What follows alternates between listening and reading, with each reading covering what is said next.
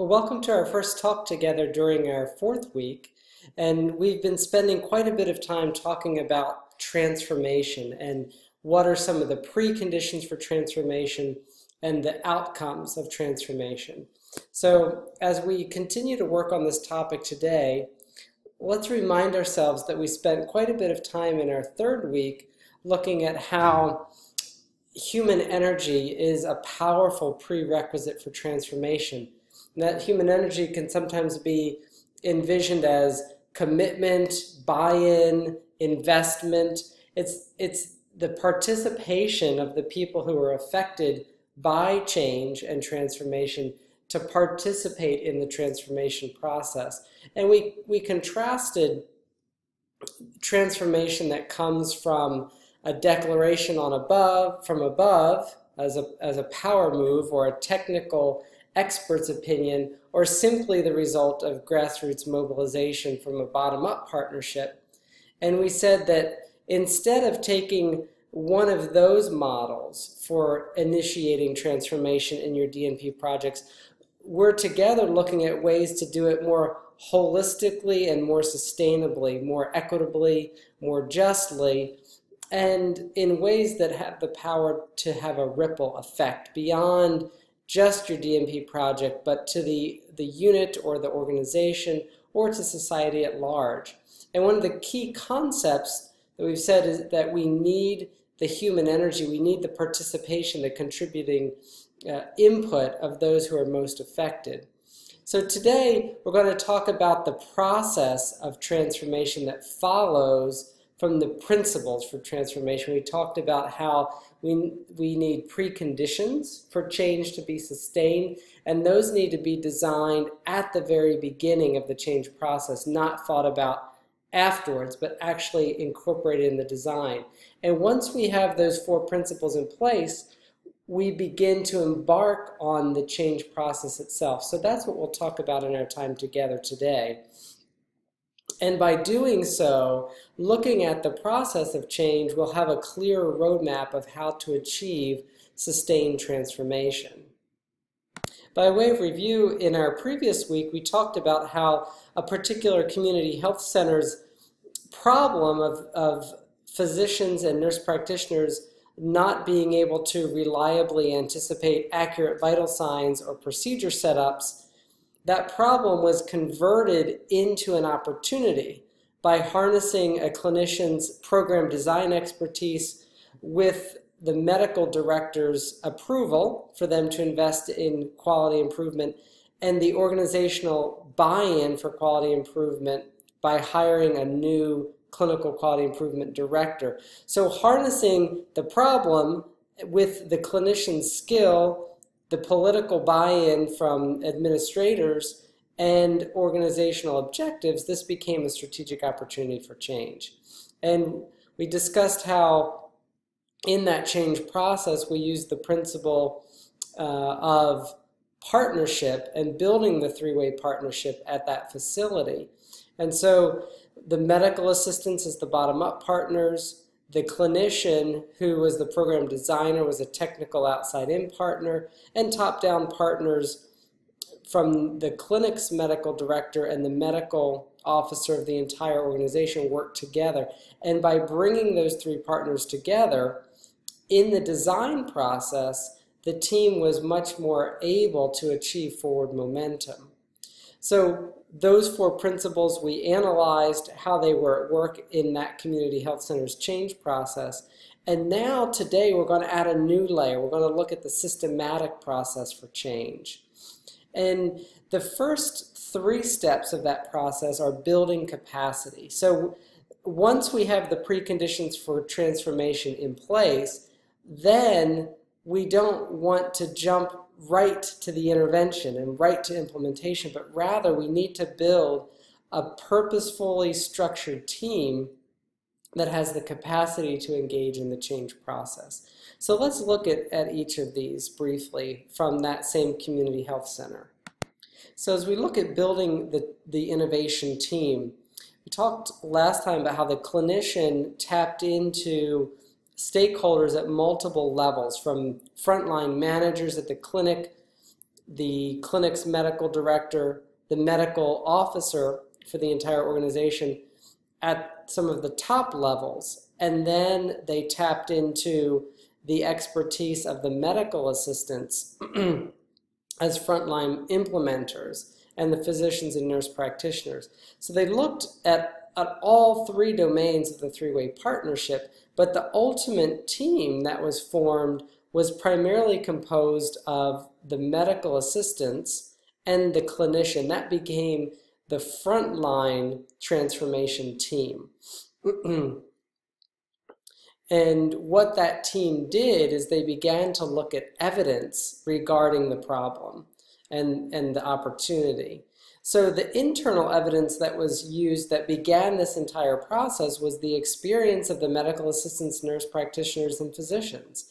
And on the clinician side, the experience of frustration at not having procedures set up for vital signs accurately entered. And on the medical assistant side, their experience of difficulties in communicating, receiving communication, and accurately navigating patients out of the clinic following their primary encounter with the primary care provider.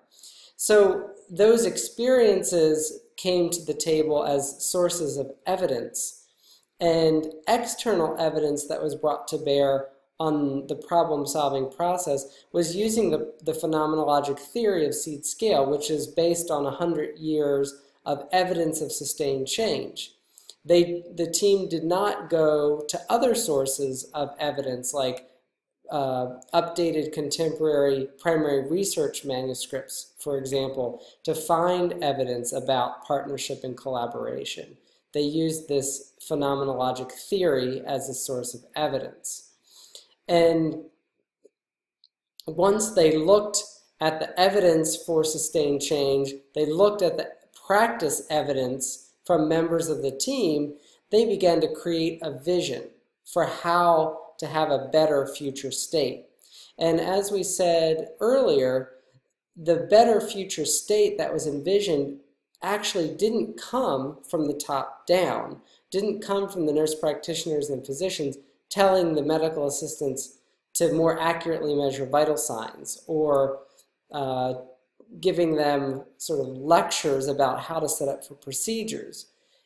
Rather than attacking that problem from the front, which is typically done, the medical assistant team began to identify their own priorities for practice. And they identified that one challenge they had in their workflow was receiving messages from the clinicians about what the patient needed after the clinician saw them. So typically a medical assistant would room a patient, then the primary care clinician would see them, and then oftentimes that patient needed to be routed to other parts of the health facility for additional care, like laboratory, following up with a health educator, following up with a patient navigator, seeing financial services, working with legal support.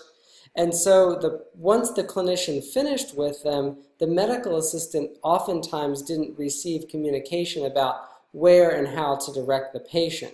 So that became the medical assistant's priorities for the vision for the better future state of their clinical practice. And they set some goals. They said, let's design a patient navigation form, a half sheet of paper that can come with the patient from the front desk. And when the medical assistant sees the patient and does the initial intake, if there are key primary care clinician actions that need to happen, the medical assistant can indicate those on the form that stays with the patient. Then the clinician comes into the room and identifies clinical follow-up or social follow-up that's needed and can indicate that clearly on the form. Then what they would do is notify the medical assistant by two-way radio that the patient was ready for the next step of care. And so creating that form came out of the medical assistant's experience. They set the goal of creating this navigation form, and then they partnered with the front desk staff, the primary care clinicians, and the medical assistant team, as well as the health educator and the patient navigators to decide what items needed to go into that form.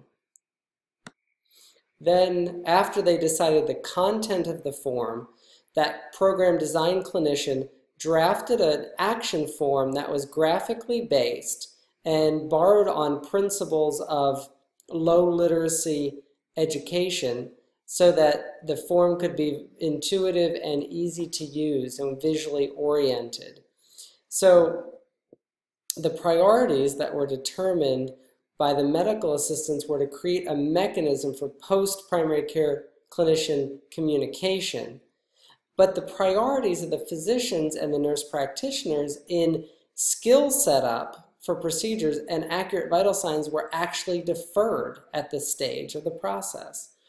And what happened was the medical assistants made the goal of the discharge sheet, and the goals of the primary care clinician team were again deferred at this early stage.